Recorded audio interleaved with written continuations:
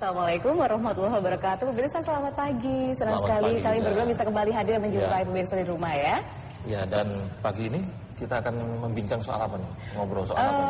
Kalau misalnya di sekitar rumah kita pasti banyak sekali berdiri minimarket begitu. Ya. Wah, kalau berdasarkan data di Spredak ada sekitar 397 minimarket di Surabaya saja. Ya, dan itu bermacam-macam ya. Ada minimarket yang memang betul-betul minimarket, tapi ada juga yang kelasnya agak sedikit di atas itu ya. Tapi apapun itu, yang perlu dicermati belakangan ini mungkin orang juga banyak bertanya-tanya, ini sudah beroperasional sedemikian lama, ada izinnya enggak ya? Nah itu dia, karena kabarnya 209 minimarket di antara 397 tadi ternyata minimarket bodong begitu ya. Ya bodong karena mereka beroperasional. Betul sekali. Nah ini yang dipermasalahkan oleh para PKL kita, karena biasanya pemerintah kota kan begitu gencar untuk menertibkan para PKL, begitu tegasnya begitu ya. Tapi terhadap minimarket bodong, apa yang dilakukan oleh pemerintah kota begitu? Nah kita akan tanya langsung ini ke narasumber ini, karena yang hadir di studio ini saat ini adalah Ketua Asosiasi Pedagang Kaki Lima Indonesia di Surabaya. Cak Deki apa kabar?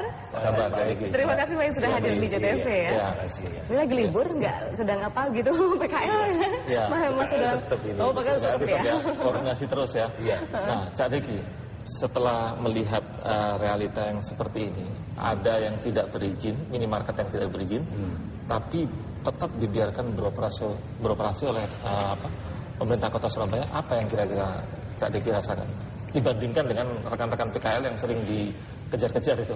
Iya, ini Mas, intinya kita ini kan kebijakan yang pilih kasih ya.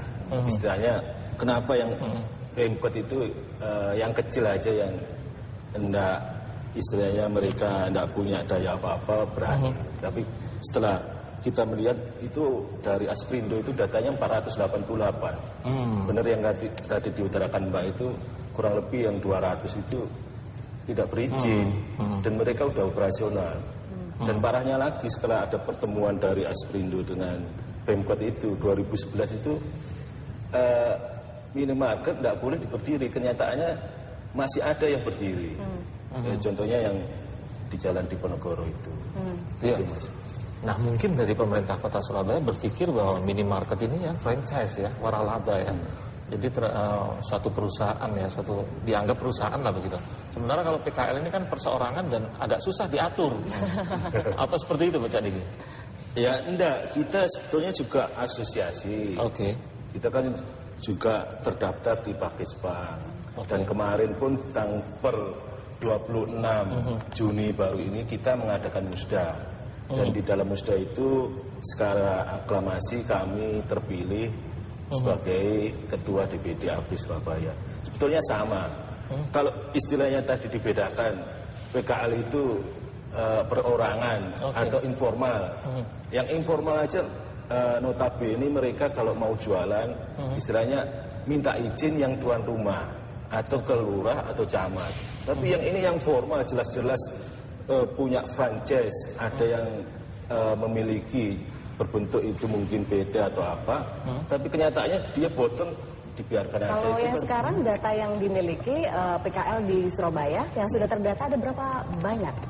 Kita menurut data kami kurang lebih 65.000. 65.000 di Surabaya? Di Surabaya, Pak. Itu semuanya sudah terdata ataukah memang ada PKL yang tidak mendaftarkan diri begitu seperti tadi dikatakan harus sebelum jualan harus izin RT RW dan sebagainya?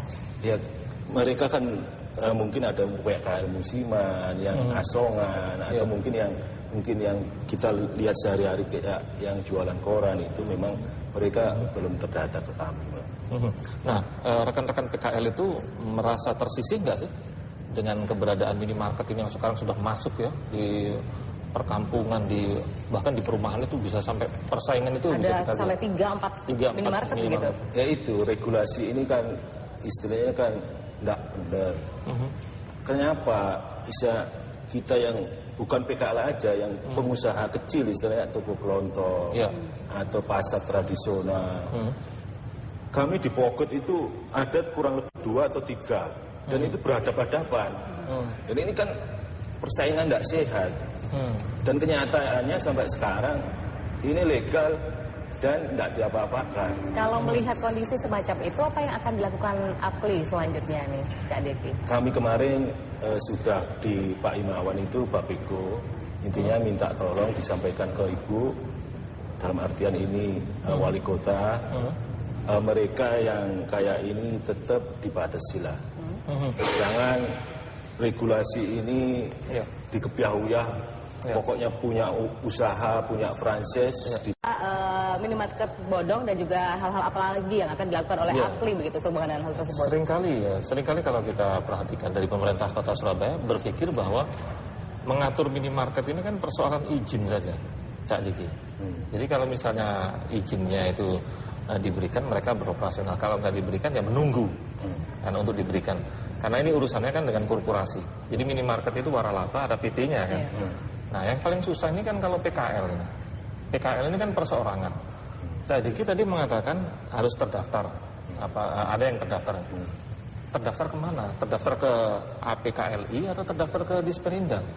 Gini Mas, kami selaku yang ketua DPD Surabaya itu mereka terdaftar dalam artian kita daftarkan satu di kelurahan, di kecamatan. Data itu nanti kita compare dengan dinas koperasi yang terkait. Dan itu ada istilahnya nanti ya, kalau mereka ditingkatkan ada PKL binaan terus dibuatkan sentra. Sebetulnya kami tidak pengen itu harus dibuatkan sentra atau apa. Intinya kami kita mau tata ruang tempat yang pada umumnya bisa simbiosis dengan pedagang. Katakanlah itu ada ruko, ada fasilitas umum atau fasos. Kalau malam dia kan enggak jualan udah tutup. Nah PKL itu bisa jualan di situ. Dan di situ nanti ada dinas terkait katakanlah untuk kebersihan, untuk membersihkan itu. Dan retribusi juga bisa masuk ke Pemkot itu.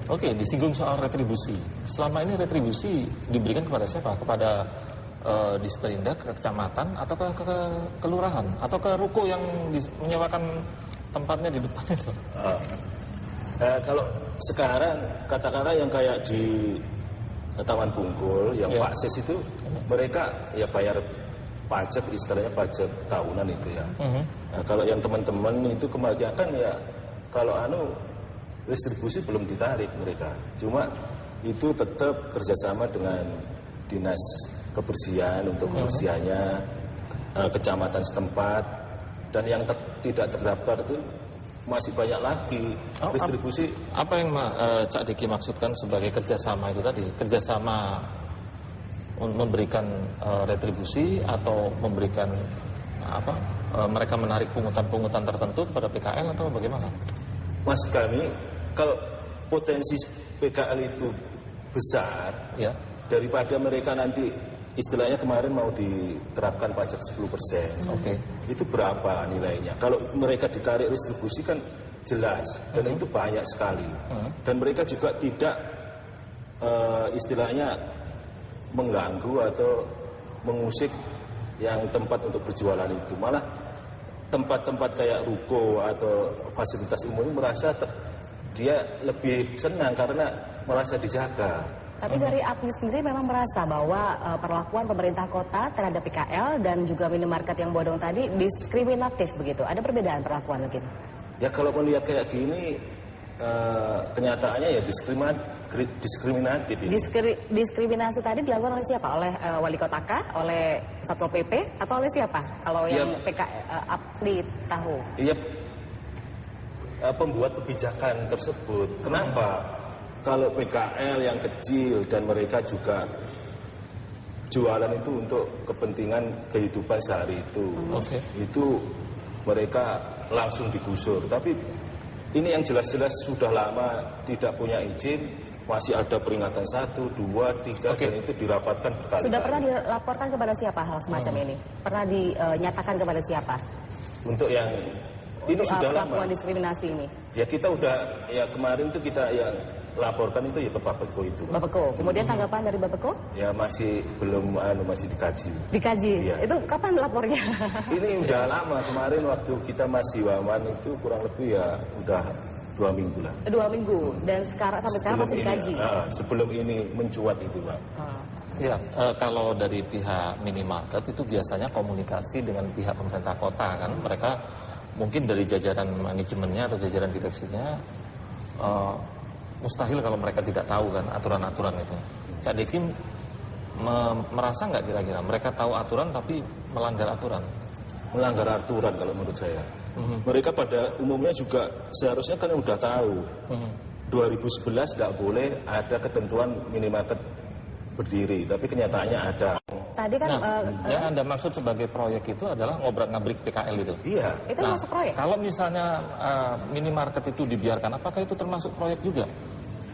Kecenderungan kita kemungkinan yang kami garis bawah itu kita berbicara proyek itu karena apa? Kalau itu program berarti kita bisa ngomong bareng. Ini loh nanti program kedepannya ini, ya. Ini setelah itu begini.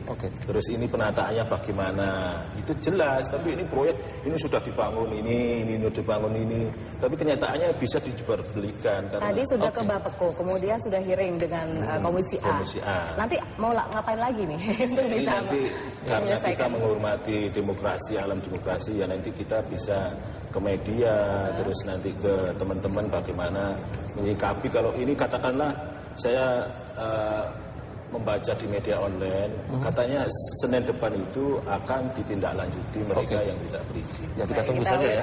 Begitu ya, apa yang akan terjadi nanti.